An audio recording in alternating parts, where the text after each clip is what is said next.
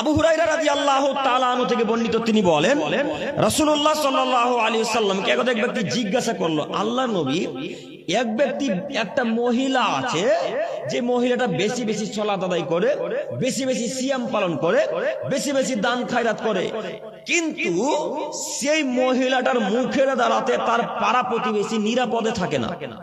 তখন আল্লাহ নবী বললেন, হিয়া ফিন্নার, সেই মহিলা জাহান্নামে যাবে। আবার আল্লাহ রাসূলকে ওই সাহাবী আল্লাহ নবীকে বলছেন, আল্লাহর নবী, আর একটা মহিলা আছে যে কম কম সালাত আদায় করে, কম কম মানে শুধু 5 ওয়াক্ত সালাত আদায় করে, নফল সালাত তাহাজ্জুদ সালাত আদায় করে না। সেই মহিলাটা কম কম সিয়াম পালন করে।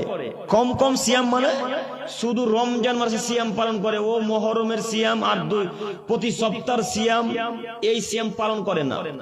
আল্লাহ নবী ওই মহিলাটার দানের সাদকা অতীব কম, পনিরের মতো।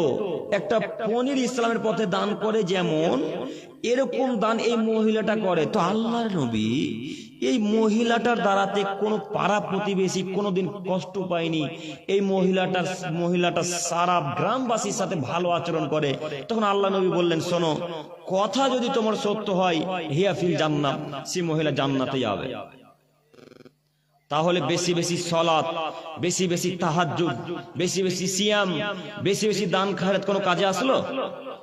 যে কোনো কাজে আসলো না। তাহলে পাড়া প্রতিবেশীর সাথে যে কোনো মূল্যে ভালো আচরণ করা লাগবে, যে কোনো মূল্যে পাড়া প্রতিবেশীর সাথে ভালো আচরণ করা লাগবে, নইলে জান্নাত হবে না। আরো একটা হাদিস শোনাই।